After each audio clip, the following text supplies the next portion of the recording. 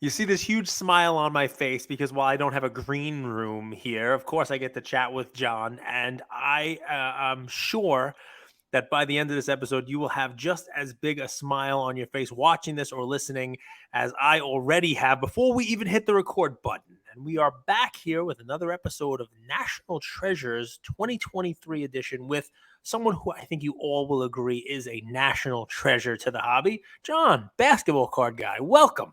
Hey, thanks, Cage. What's up? What's up? Listen, guys, if you're not on YouTube, get on YouTube, subscribe, because people actually look at that. And I come back from the national and they say, "Oh, well, let me subscribe. You were everywhere, Cage. You're everywhere. And how do you only have 2,200 or 2,500 subscribers on YouTube?" I'm like, I don't control people smashing that subscribe and button and like button. I don't have control. Maybe the last person just smashed it too hard. And broke it. They broke it. It's very true. But I tell folks, get on YouTube now because John's backdrop is a thing of beauty, right? We have Iverson, we have Curry, we have a Magic Shaq jersey, which to me, that's the Shaq because that was the Shaq that I was buying cards for, right? That's the Shaq who was breaking backboards, who was breaking stanchions, who took the hobby by storm and put basketball cards, in my opinion, on the map. He was the real Zion. He was the real Zion. He's what we thought Zion would be. And you have a shoe there. What is Shaq like? Size 21? 22, yeah. 22. That's a big one. Woo! Yeah. Is that a little Reebok I think he had to deal with at the time there? The pump. But, it's artful. There's lights in the backdrop, lighting up the Iverson. Everything is done the right way. So here he is, basketball card guy. And speaking of, look at that setup. The National. Which setups did you have some control of? Did you have some hand in? Because I talked to you at National Treasures last year, and I think the answer to this question was in the episode was like, "Oh, I set up half the National." I set up the parts that Josh Luber cared the most about last year. That was the funny part. I guess. Always helping folks out. I mean, the main one this year was Roadshow Cards. I do marketing for them, and this year was they were back in the corporate section. And this was really about just trying to showcase what the stores feel like. And if you guys have never seen video or photos or anything of the stores in Kentucky and Texas and California and New York, it's like the Hard Rock Cafe of card stores. There's memorabilia that's made for that space. You go in New York and you've got the baseline from the Brooklyn Nets. Court game used is the card bar. It's right there. You go into California and it's another piece of court. It's this huge piece up on the wall that's from the All-Star game where Blake Griffin did the dunk over the Kia and he signed the floor. They literally have that section of floor as a wall. Cool. It's so neat. So there's some history in each of those zones and there's just a feel to the stores when you're in them. And so at the National, without rebuilding all four stores, it was like, how do we tackle this in a way that you can feel it? You can feel like you're there. So a lot of it was video driven. We had a video monitor behind kind of each individual store space. The store spaces were kind of almost in a circle where they were in a square. If you think if you put a big square post down, and then you had on each side a different store. That was the design that I had come up with. Like a north, south, east, west, right? Exactly. That was like a compass, right? That was what I tell people. Because I've talked about the display. We'll get to the point where you can give out flowers to somebody, but in several episodes I've given flowers to that setup. So of course it's you behind it. So the flowers, I guess, go to you. I take flowers. I like flowers. It's good. No, but it was well done, and really, you got a flavor for each one of the stores. The Roadshow is a larger show, a larger store, but a company that has now 4 locations, and each one has its own, its own style, its own stuff, and own people. And that was the thing. What was amazing about that is if you just walked around it in a circle, you actually got to see the folks that work in each store with the store kind of as the backdrop. And then in front of them was a case of cards from their store, so it was like you literally could walk in. I said to the guys, the design of this, I'm like, it's going to be the only time during the year where all 4 stores are in walking distance of each other. Yeah. That's really what it was. So you got that feel. And look, and they did it right. Even in the pricing of cards, I bought more there than I bought at any other single booth throughout the entire national, and not just because I work with them, but they worked really hard to make sure that they were comping out cards and then they were giving discounts. It was the opposite of what, and we'll get to that, I'm sure, but it was the opposite of what a lot of people felt about cards that they found there. So they treated it like an extension of the shops. And I think that was special, and it's something that, and of course, having good people, takes you a lot of that way too. So it's funny, man. You talk about the pricing. Everyone I spoke to had a good show, though. Everyone I spoke to, and all the dealers said there was a great show, great from a retail perspective. Which, that's dealer speak for I got my ask basically, and maybe even more. Like I did, there wasn't a lot of haggling. There was retail coming in and paying for it. What do you think about that? I think it's a good thing. I think it shows that the hobby is strong in those areas when people are doubting it is. I mean, it's also hard, like when people walk into a show like that and go, look, the hobby is strong. It's like, well, yeah, everyone here wants to be here. They all paid for a ticket and now they're all walking around like, yes. I mean, that absolutely. I think the turnout was great. The size of the show was too big. Yeah. Actually, I got my program. This thing, like, so when we're setting up the booth, they sent, like, when we got our table location, everything, they sent out a floor plan that basically looked something like this for folks that are on video. Look at that. And so we got to see, like, here we were up here next to Upper Deck, and you get to see this, and you're like, okay, all right, that's fine. It's not crazy huge. It's not when that bad. Boxes like that, you can navigate that. Yeah, it feels like that, right? And that's just the corporate area. They never, from what I could see, and I asked Ray for a floor plan, and I got sent one that again was just a subset. I didn't see the entirety of the floor plan until I picked up one of the programs. You might not have even seen this entire thing yet, Cage. Look at this. It was on their website. But I don't think that this whole version. Look at that. Because it was a rectangle on the website. Yeah, it was a rectangle on the website. They only showed a portion. This is like a giant triangle. So for the folks that are watching on YouTube, you can see this. For the amazing. Folks that are listening in their cars or on their phones and stuff, this is why it was confusing. This was my biggest complaint about the National was this is very hard to navigate. Like this is like these tables are all the way over here. I don't even know where that is. I don't know. I'm looking at this and I was just there and I can't figure out which side I'm looking at and like where even the Breakers Pavilion is. And that was like the middle of it. So I'm assuming it's I think they were down like here. But who knows? It's so I have no big. idea. It was a lot. I remember thinking, okay, I was here last year. You got the one big room. You got the middle where the Breakers were. PSA was there on one side last year. They moved PSA to the other side of where the Breakers Pavilion is. The stage was now on a side. Instead of the stage was at the end of it. And then behind the stage, it opened up. And I was like, wait, that's new. And then when you get in there, you think, okay, it's to the left. No, it's to the left and to the right. And then to the right keeps going into a whole nother. It was just like, wow, this just keeps going. It was like a clown car. It was people who were there. Yeah, it's like a clown car. People who were there, which is funnier than you think, considering some of the folks who were there. But I mean, like, there are people who were there I didn't see. There were tables I didn't see. There were businesses I didn't see. And I'm there the whole time. I'm running around like a dummy, like, oh, look at this. And then you have a whole section of autographs too, which just takes up a whole section. I mean, it's a lot. And I've had this conversation with people. So it's not a surprise you bring it up. Like, is there a point where it gets too big for its own good? And it sounds like you think, yeah, this was a little, disorganized. You have to limit at some point. You have to say, look, there's enough of a good thing here. We don't need to dilute it more. I guess the question becomes, John, right, for traffic flow, right? Are you also going to limit the amount of people who go? Are you going to limit? Because there were times where I was walking around in one of the like annex rooms, right? It's by Mealy Pop's area. It was like a U where you do. I couldn't. The group I was with was actually like, do we try this or should we just turn around? Because it was just a sea of people blocking the path. And so if it wasn't that big and you didn't have that overflow room, all those people would be, you wouldn't have the ability to walk. That's true. I mean, that's a fair point. And one of the other folks that I helped at this national was Skybox in Connecticut. They're Norwalk, Connecticut. They're near my office. And I did their background booth design and stuff. And folks probably saw their branding because it was right next to PSA. Yep. So if you were in line for PSA, you saw it. They had a nice white couch, TVs with video that I had done for them, and then these huge, 8-foot tall, 10-foot wide walls with their logo on it. And like folks like them who are it's a combination of both.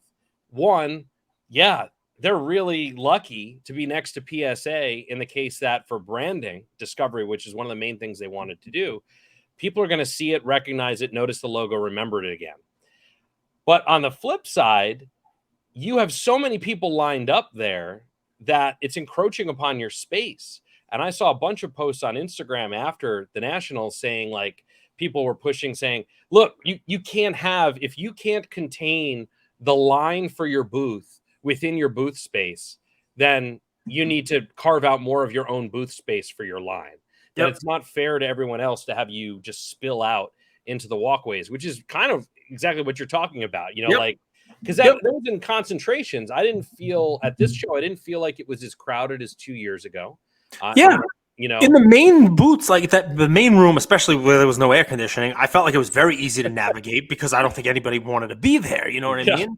Yeah. But there were still pockets. I talked to Black Jaded Wolf. At first, I'm like, is this a good spot for you? She was all the way in the back of the main room where it's just like smaller tables and deals you didn't know. But then I looked across from her and she was directly next to Tops and Jeff Wilson's, kid area. So there were a lot of people, but at some point, does it get too much? Like with the Tops line, does it impede the flow of traffic to her table?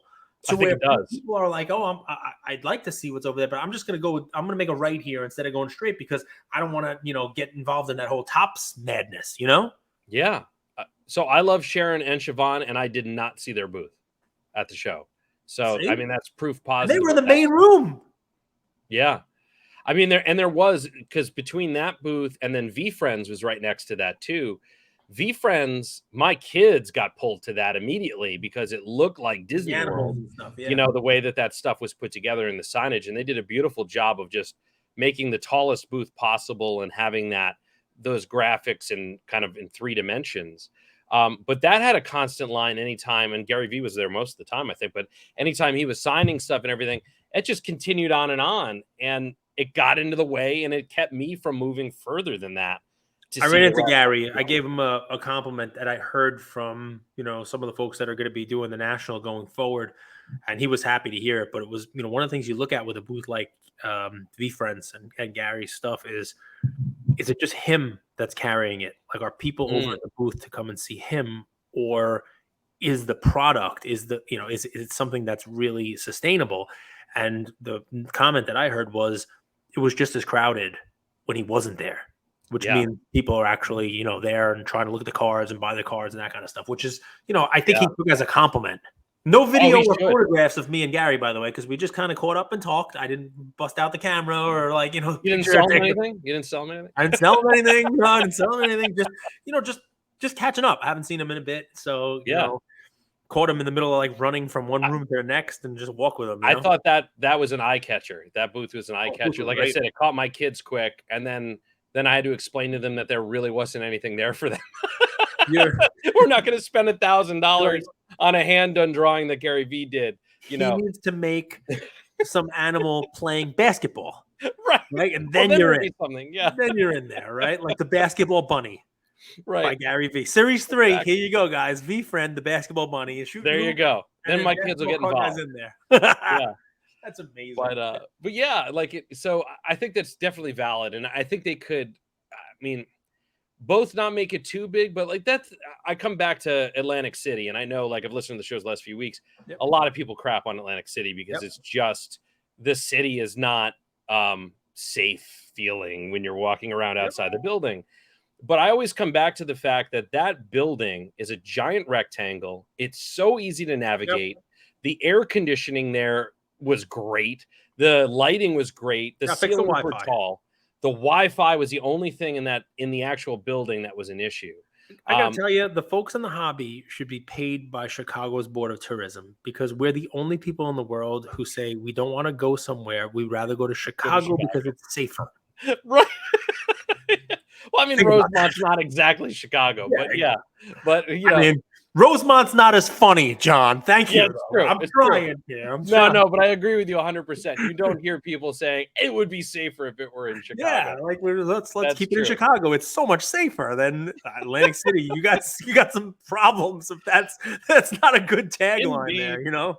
I feel like, like Las Vegas, I feel like would be the coolest place, but there wouldn't be the dollar boxes. There wouldn't be as we've talked about before, the old guys with the binders trying to finish their sets because no one wants to fly in with that stuff. And there's hardly anyone that's going to drive to Vegas. Can I tell you why You I know? think Rosemont is the best one? And Yeah. Atlantic City's it was a great venue, but I'll tell you about it and why Vegas isn't. You go to Rosemont that week and it's the hobby, right? You only have the hobby to do. The highlight is the show. And if you happen to be lucky enough to going to a sponsored dinner or something like that, that's like the wow, you're going to dinner, you're going to dinner with your friends, you're going to a steakhouse. I still have never been at Gibson's to eat a dinner. I am not that level of hobby elite yet. I'll get there one Next day. year. Or Right? 2 years from now when it goes back. 2 years. That's the goal. I'll go and I'll have a steak at Gibson. Still never did that, right? You know what? Actually, you're going to do a cage dinner and you're going to invite people to your dinner there. That's the goal. That's enter the cage at Gibson's. I got it. We got it. I'm going to have you produce the video content for me. I love it. I'm on it. Let's go. So, but think about that because people aren't going there and saying, all right, I'm going to go catch the Chris Angel show tonight, or hey, I'm going to go gamble, or hey, especially with the gambling community. I mean, Rivers is over there, but it's not Vegas. It's not Atlantic City. Right. People they're dispersed to the wind, but you have almost at Rosemont, it's almost like a completely immersive hobby experience from beginning to end, from the trade shows, the trade nights to the impromptu trade nights going on in the hotel lobbies. It is hobby and nothing else. Whereas you go to Vegas, it's cool. There's hotels, there's everything. But I mean, like, you have distractions. There's a lot more distractions is the right word. There's a lot of other things going on there that are not hobby. I think that's why people really like the Chicago venue. Yeah. I'm not saying anything that makes sense to me. I mean, I'm in a different zone because I brought my family. My whole family came. You had distractions. And so we looked for distractions, So Saturday I spent the morning at the show for like an hour. I had to transfer some video files and stuff over. And then we went to the zoo. I mean, we went to the Lincoln Park Zoo. And then we went to Navy Pier. It was actually very nice. And the zoo was free. Parking was $40, but the zoo is free. That's how they catch you. But we went. Did you see any V friends while you were there? I didn't, but I did see a giraffe eating out of what I called a mystery bag. So I was like, this could be our new breaker. I made a post about that. But it was great, and the kids had a great time there. And for me, like I have that added challenge where like I want to include my family in this stuff. My kids are of an age that they can do it. My wife is not at all into cards. And so I think one of the great things would be in the future, like something if they were creating stuff for the future nationals, is find some things to attract more families, including predominantly women that are not involved in the hobby. In that case, it's usually the guy, bringing along his wife. But like if my wife had stuff to look at there, even just a few booths, the Westchester County Show, one year they had Origami Owl, which is it's something that, again, it favors women in terms of the audience. So smart. The whole rest of the show is cards. And then almost every woman in the building is at this one booth buying stuff there, and I think that if we could balance some of those things out, draw in some other interests, or just find other products that appeal more as well, I think it'd be great. I mean, a great idea popped in. I mean, people are spending lots of money on these VIP areas and VIP booths, and Lodex had the VIP area, and imagine sort of like significant other room. You know what I mean? It could be wives, could be husbands, could be whatever it is. They have no care at all about the hobby. But if they had a VIP area where there's some drinks, you know what I mean? Maybe some whatever, some TVs, and they just get to camp out there with working air conditioning and a lounge and stuff like that, and they get treated well, then they don't mind that you're out there spending your money. Yeah. Spending their money. Yeah. Well, yeah. Spending the family's money. You know what I mean? So I mean, Yeah. it's something to think about because we Honey, always I sold the assume, like, car, but don't worry, I'm getting a LeBron James. Yeah. we assume like the way to keep them involved is let's get some, Chip and Joanna Gaines cards on the floor for them to find. Okay, that's one showcase in that vast map Right. of That miserable you'll never find. so it's a great idea. So I've asked people, what's something you'd like to bring to the show going forward, something that's missing. So that's a great answer. I also asked people flowers, right? Yeah. So, who was doing something good? Who was doing something good besides you? Because you did Skybox was awesome, Roadshow was awesome. You managed to make me look good on the arena videos, the arena Yeah. club stuff. Arena club So, stuff. but you can't give yourself flowers because Right. that's what I'm doing. I'm giving you flowers by having you here as part of the National Treasures series. Who did something good, right? Who did I something good? always like people that are innovating, so I liked the booth that was next to Beckett, with those giant vending machines for the The Garbage Pail Kids. Garbage Pail Kids, Yeah. with the exploding head. I mean, like, I love that. It's an attractor. They spit out one Garbage Pail Kid card is all you got for $5. Yep. But the experience of watching this vending machine like hit the explosion button and its head blow off kind of Yep. thing was why people were doing it. I also saw card vending. You remember machine. what company it was?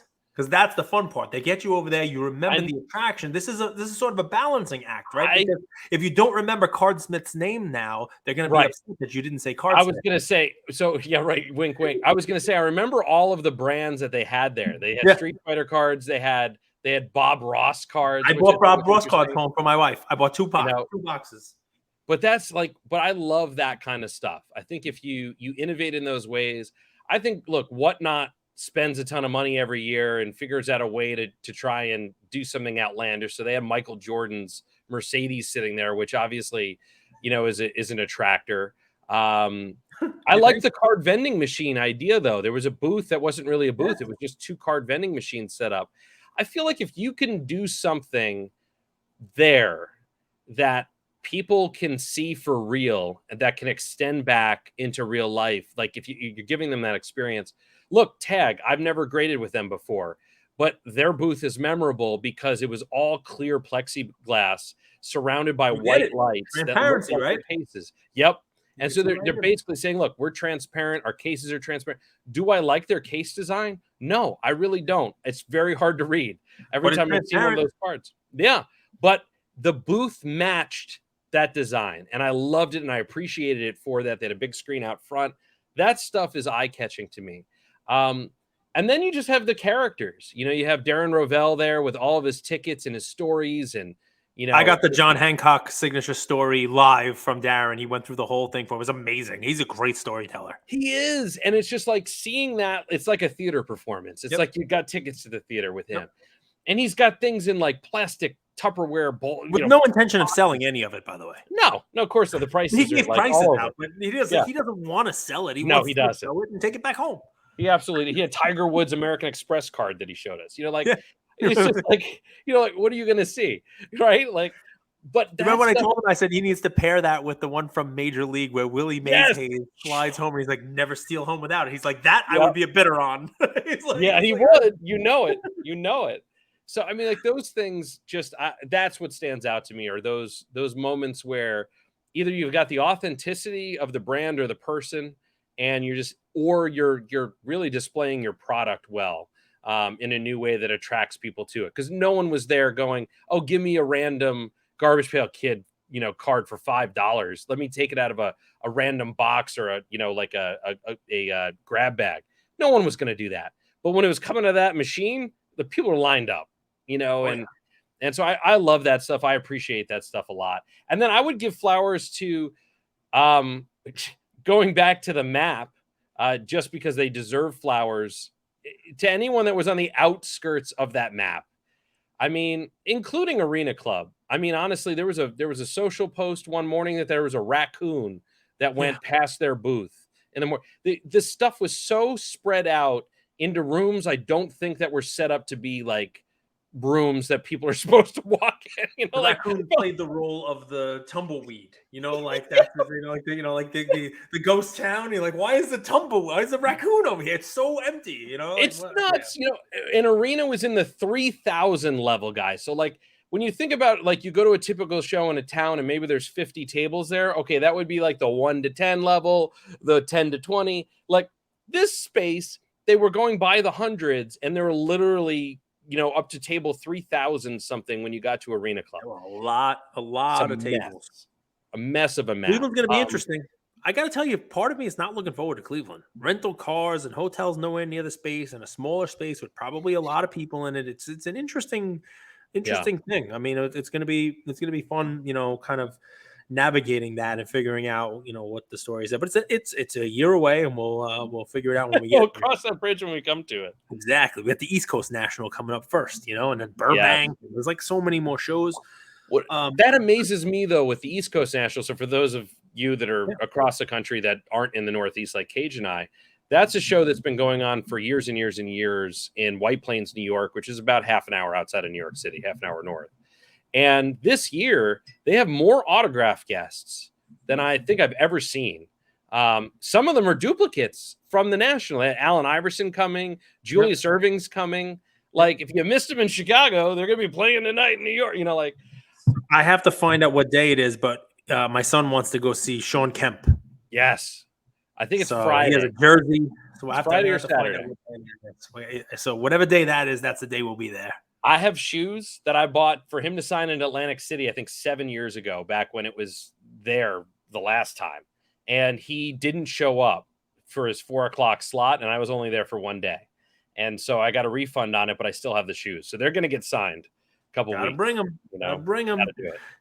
Jimmy Ryan, if you're listening, I hope you're listening. I'm coming. We're gonna come. We got to get these shoes signed. My son will probably be wearing a Sean Kemp Sonics jersey. He could sign it right on the kid, because he's a fan. I show him videos of Rain Man dunking, and he's like, I want a jersey of this guy." I'm like, "All right, cool." Oh my God, the dunk hunt. Oh my God, the Rain Man. So, give me something that you liked from this that you would take into Cleveland if you were in charge of this, something you saw there or something you would change.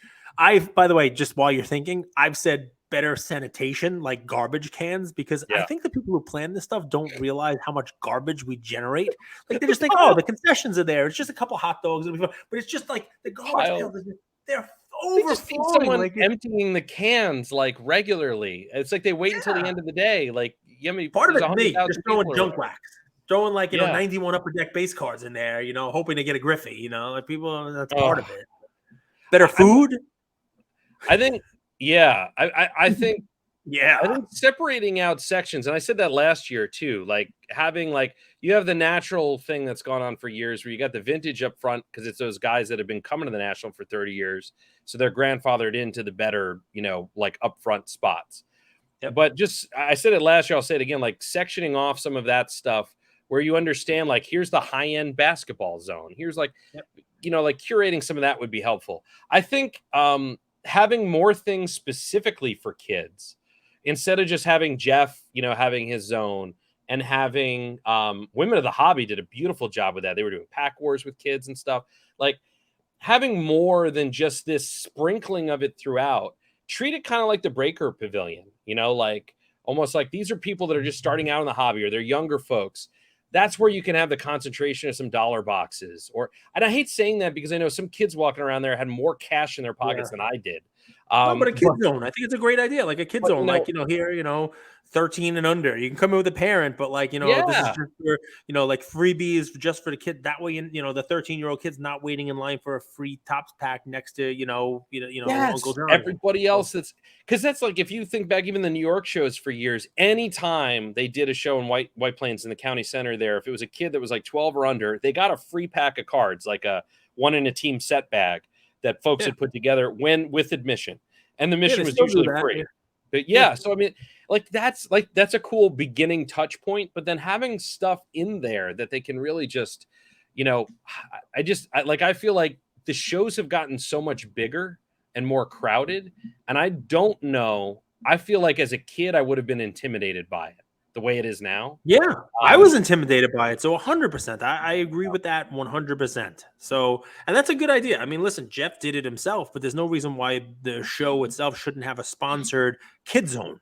Yeah. Where everybody kind of pitches in and puts together a bag. Hell, the the company should want to do that. Okay, if you're David Adams or Blowout or whatever it is, you donate a bunch of wax, and the pack has your business card on it for the kids' parents and everybody's putting a pack in for the kids to open, put supplies in with your business card on it. I mean, there's got to be a way to do that, and only kids can get those gift. Yes. Only kids get those gift bags. Like, I think that's a very good idea. I like that. I like it a lot.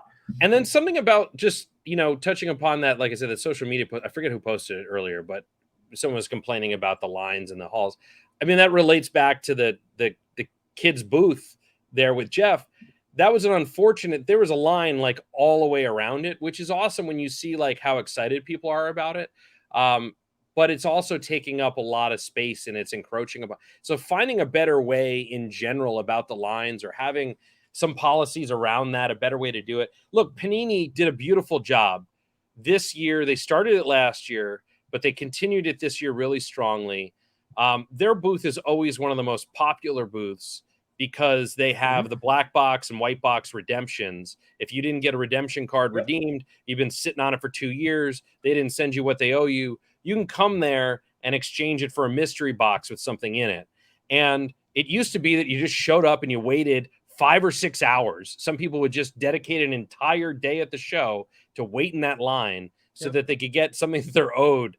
I know it sounds crazy to folks that haven't heard about this before, but this year and last year, they did an online reservation thing about 2 weeks before the National. Yeah. And so you picked a time slot.